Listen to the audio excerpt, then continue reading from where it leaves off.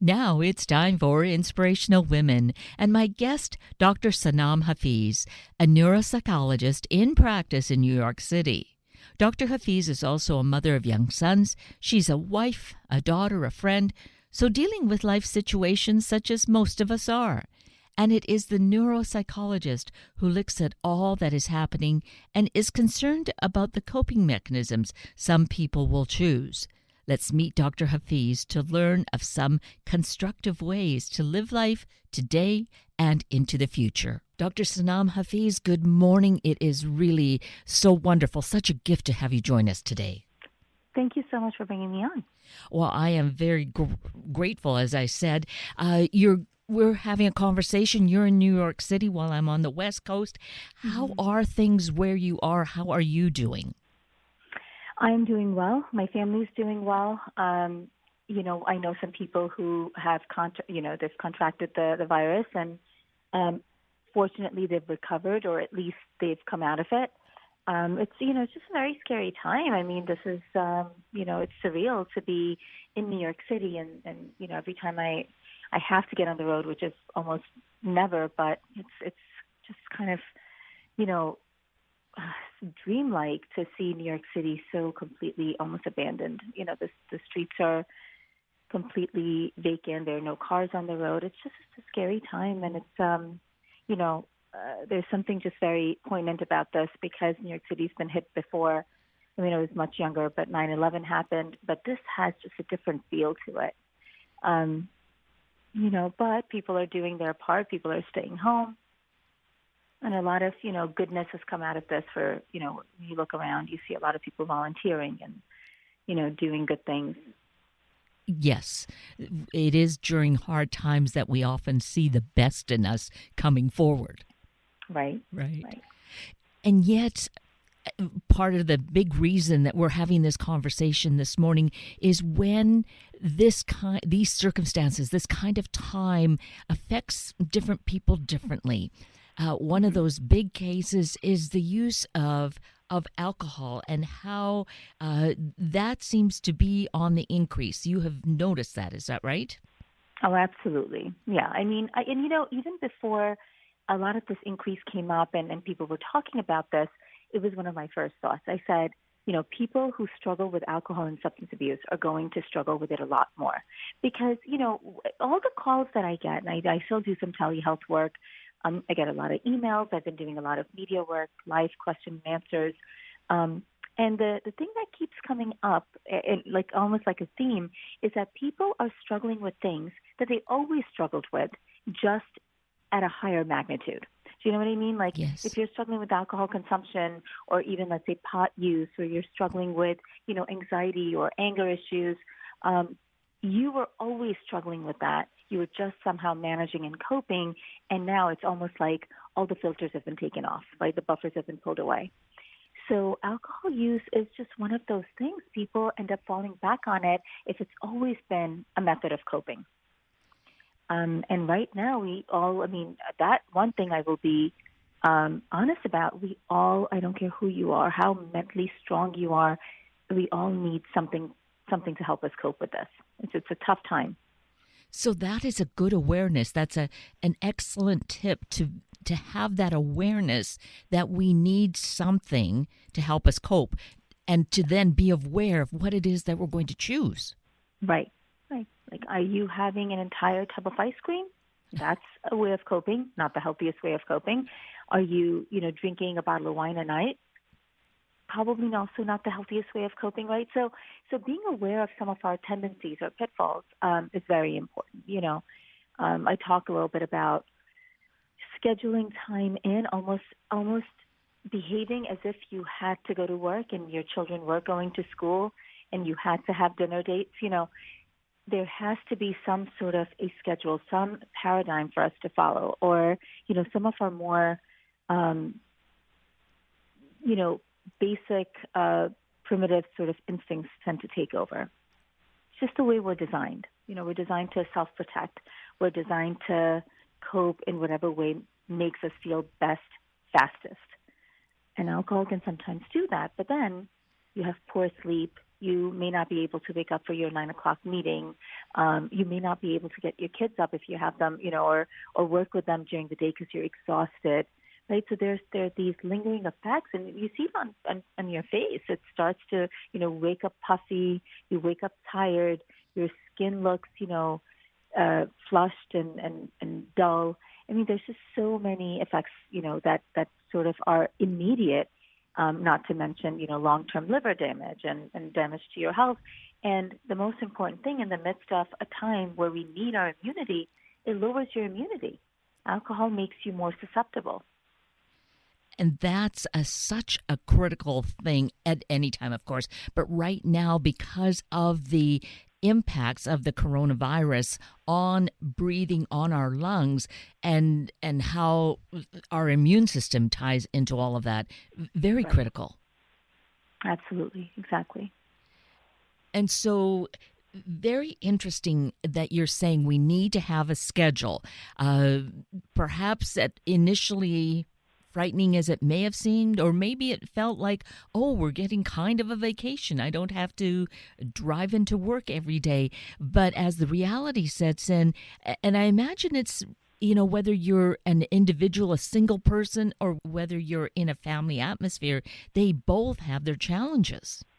Oh, 100%. I mean, if you're a single person, the loneliness, especially if you're a person who was used to going out, who was used to seeing friends or, dating, whatever your life was, it can become somewhat not just isolating, but very depressing. It can make you sort of deal or grapple with some very deep life issues.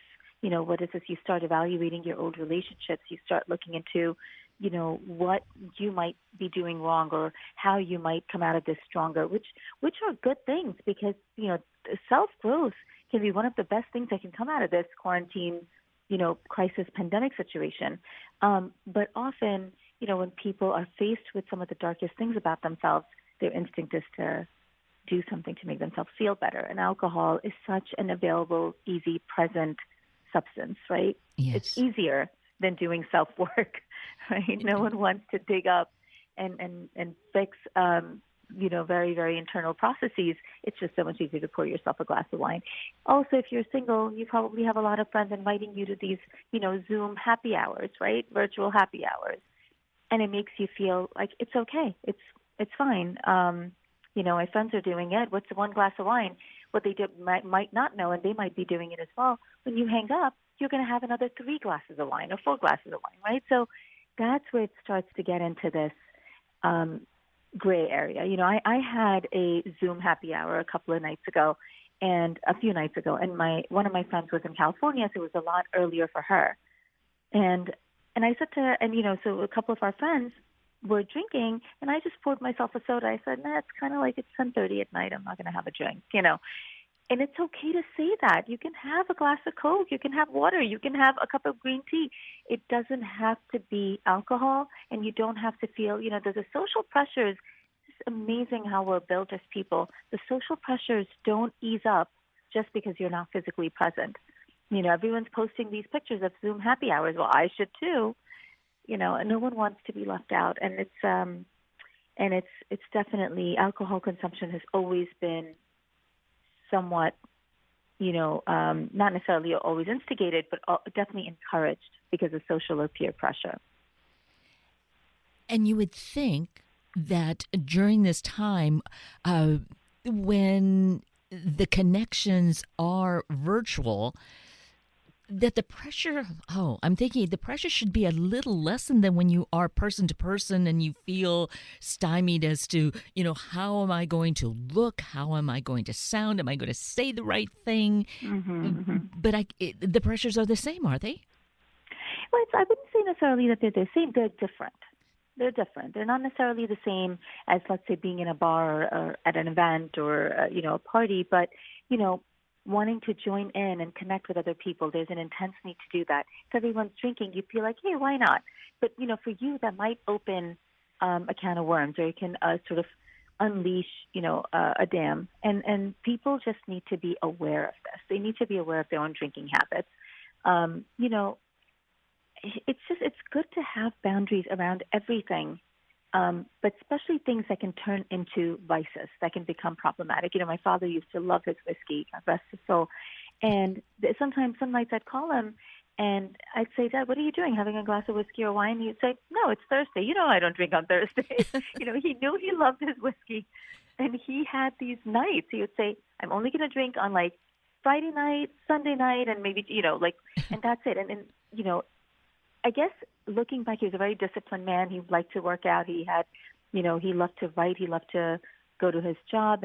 And I think he just knew that if this gets out of control, I'll be drinking every night. And he kept a lid on it. And he was disciplined. And I think that's the bottom line. We have to have some discipline, even more so, because we don't have that outside structure anymore to provide that discipline. Like a job where you have to clock in at 9 o'clock, or a boss who's going to, sort of expect you to be at a meeting at 8:30 in the morning.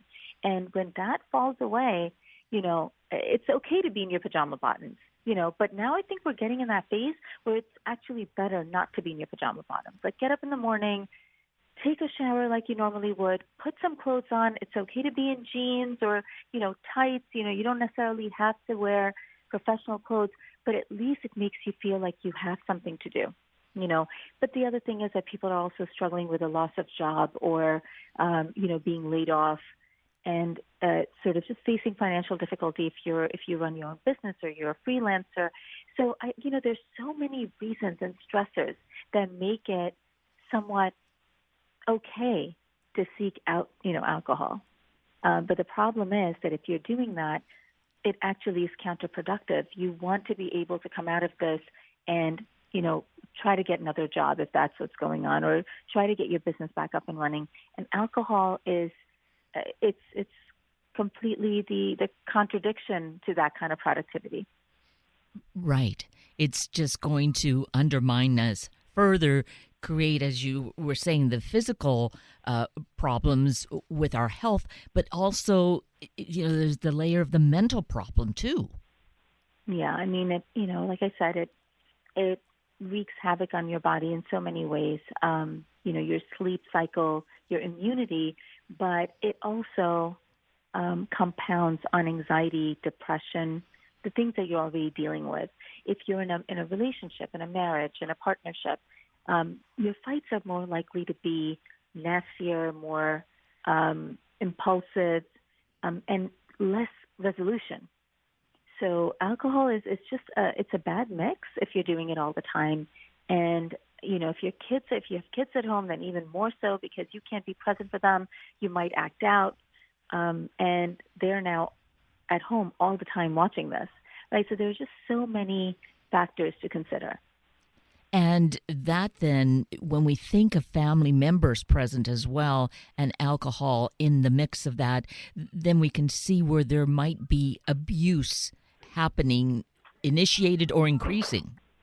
Alongside of the substance abuse concern that I had very early on, the other concern I had was that relationships and marriages that are already on the rocks, or there's been a history of abuse, even verbal or emotional, it is likely to become more tenuous and difficult during this time. Abuse can become more physical. And, one of the things that I talked about very early on in this quarantine, I said, my focus is shifting from just the coronavirus being the pandemic and the crisis that it is, but also shifting to not only the mental health crisis that we all foresee, with anxiety, depression, PTSD, but also alcohol and substance abuse, as well as domestic violence. And the problem with those things is that those kind of difficulties, alcohol abuse or the issues that come with it, or substance abuse, people overdosing, or domestic violence, which is criminal, it taxes and puts undue burden on law enforcement agencies who have got their work cut out for them as it is right now, keeping the peace and sort of helping out in so many different ways. And it's going to be a real big problem because cities are taxed as it is. The people in the force, at least in New York and NYPD, we've had so many officers and employees of NYPD that have gotten sick and even died. And so, there's such a trickle-down effect, and it affects everything, right? sort of eventually makes its way into different areas of functioning. Yes, no one is untouched, and Mm-hmm. and all of us as individuals we react differently.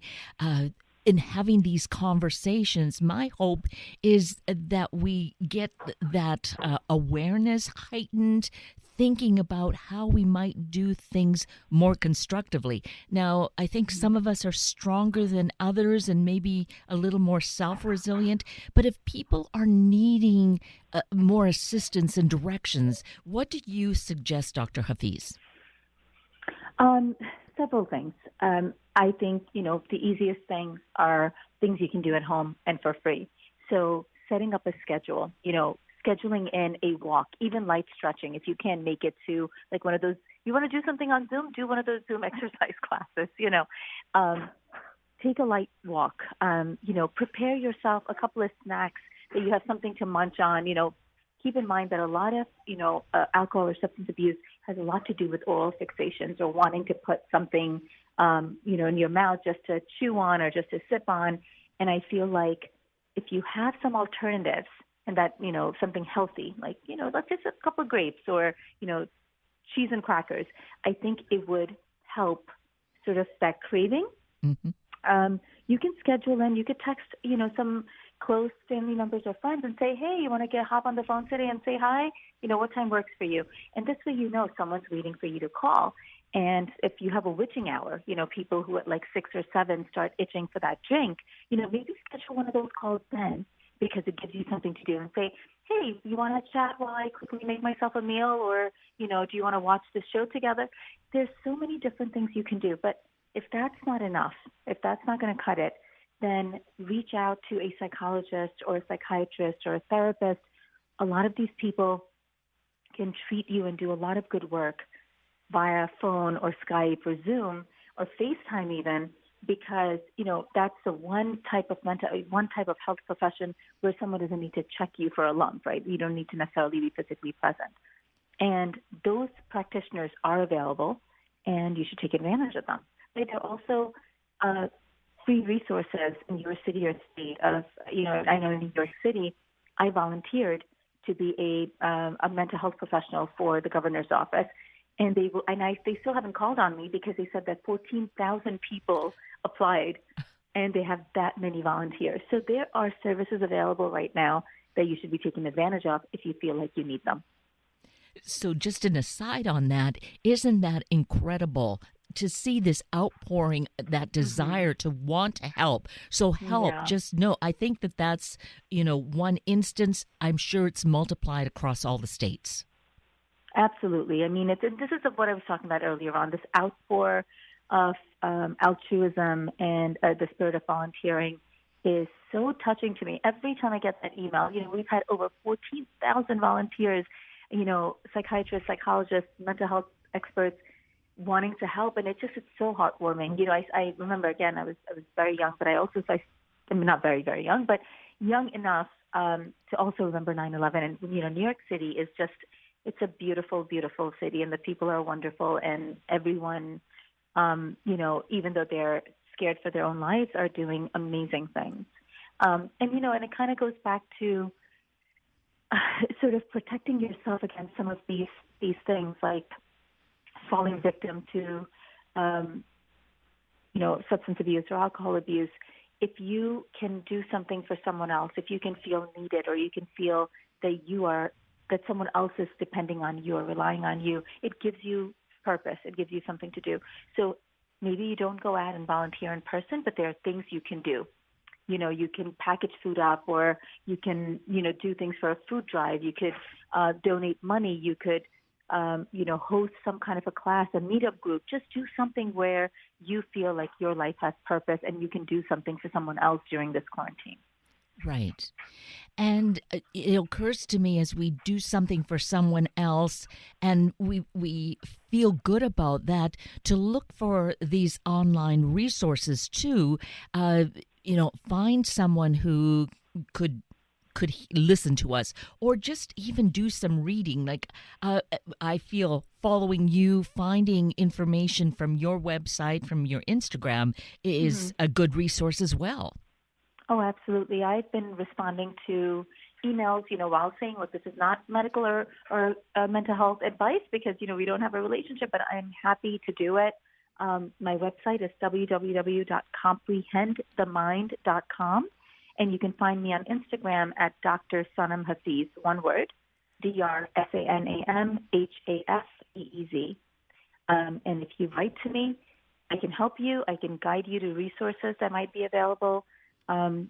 If nothing else, I can be, a quick email away for some kind of guidance.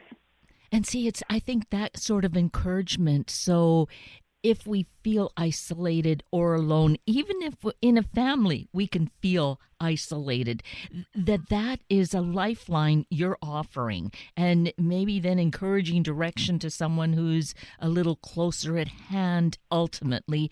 But here, as we're talking and you're helping to guide us through some ideas and some process, I feel that this is really such a great tool, a great tip.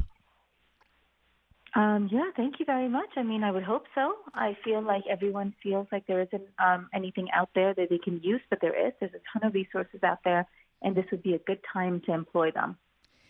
And with that, this whole idea of we're going through such a hard time, and, there's that kind of adage of, what doesn't kill you makes you stronger. So let's not think of the negative part of it, but think of how we might be strengthened. Use this as a time to really find something within us, strengthen a talent that we have.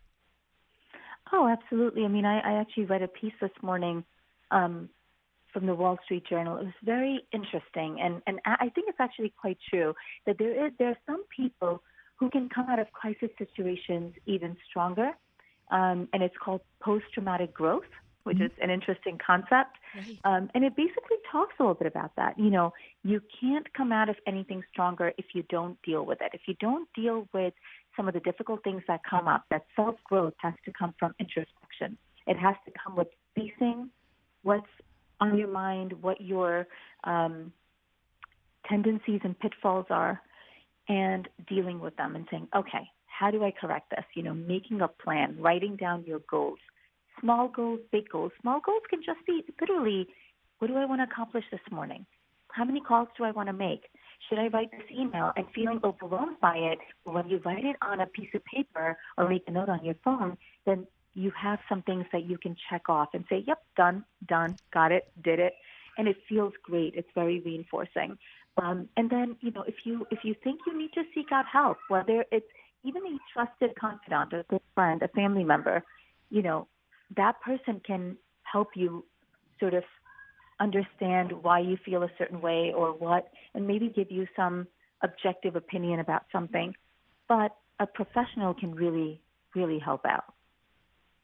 Yes. And, just to underscore that part of it, the professionals are there. And especially when it comes to dealing with personal issues like this that are more of the mental, the emotional part, this can be done so much more readily by phone or FaceTime, because that's the advantage these days. We have so much technology to assist us. Yeah, I mean, look, the average psychologist or psychiatrist, doesn't necessarily do mental health tele sessions, right? And I was saying this to someone else. I said, I think one of the reasons therapy doesn't always work out is because life gets in the way. Someone has to, schedule that time, let's say every Tuesday. But then one Tuesday you have another doctor's appointment, or your meeting runs late, or you missed your train and then you miss your appointment. And then you have to show up and look for parking. It's a commitment. But doing it by phone or by, FaceTime or Skype is so much easier because it doesn't require any of that. And right now, those kind of services are actually available to you. So take advantage of them. Right. I can't think of a single person that I know, anyone who might be listening, who can't benefit from therapy. Not necessarily that they need it, but who can't benefit from it. We're complicated people. We've got so many things that get away from us and kind of get lost in the humdrum of life. Therapy is a great way to deal with some of those things. No one's ever said, well, it didn't help me. Right. And that's a piece of personal growth as well, is to realize that perhaps and say, oh, I have an issue with this. Maybe I should just investigate this to try and overcome it and see how much stronger I become because of it. Yeah, again, it takes a little bit of courage to do that, right? Because we're afraid of what a therapist might tell us. We're afraid of, that one friend or that one family member that tells you the truth. It's hard to face some of those things, but it's only after you face them can you grow. Right. And I really appreciate how you shared with us from the article you read about post-traumatic growth. That is a great phrase, and I think a new phrase for us to really embrace and think about during this new time, this challenging time we're living in. Absolutely. I mean, look, it's sort of like that old adage of make lemonade. Yes. You're in this situation, for better or worse. It is what it is. You're not alone. Everyone's doing it. Everyone's going through it. Especially where I am in New York City. I mean, it's 8 million people in lockdown. So it's kind of hard to beat up on yourself and do the whole self-pity thing because, I constantly say that one of the things that this has done for me, I'd love to think I was always grateful, but I constantly remind myself of how much gratitude I feel for just having a roof over my head or being able to feed myself and my family. Or that I can even do this, that I have work still coming in. I mean, there's so many people that literally don't know if they're going to be able to have another meal. And, even if you start by writing 3 things every day that you're grateful for, that's amazing because it centers you. It gives you perspective. Yes. And if you can come out of this stronger or like you accomplish something, even if it's an emotional accomplishment, even if it's just growing as a person, even if you end up repairing a relationship because you called that brother you never talked to, or that old friend that you lost touch with, then you can look back and say, I guess it wasn't all bad. It was tough. There was a lot of, tragedy around me, but something good came of it. What another excellent exercise or opportunity for growth in the midst of all this conversation with you this morning, Dr. Hafeez, which I've so appreciated. I feel that there's just a wealth of information for us. This is perhaps the initial conversation with a psychologist that some people may consider. How about that? Yeah. Yes. Absolutely. Well, thank you so greatly for your time. Thank you for all the work that you are doing, that you have done and will be doing going forward. This has really, truly been a gift, and I appreciate you and your time. Thank you so much. I thoroughly enjoyed our conversation as well. And I hope it was helpful to your listeners. I do as well. I trust that. Okay. This is Mandy Ringenberg with a Sunday morning shout out. This week's shout out goes to the Crisis Text Line. This is a free online and texting resource that's available 24 hours a day, 7 days a week. The helpline started in a natural way after Nancy Lublin, CEO of DoSomething.org, an organization dedicated to helping young people and social change. After noticing many of its members texting in asking for a reliable resource to turn to in times of crisis, Lublin decided to start up the Crisis Text Line. From 2013, the helpline launched under its own entity and has since helped over 100 million people across the globe. Now, because the holidays can often bring more emotions, high stress levels, and anxiety, even with the colder months, it can heighten the feelings of depression. And sometimes physically talking can be too hard, and texting sometimes relieves that pressure to vocalize one's thoughts.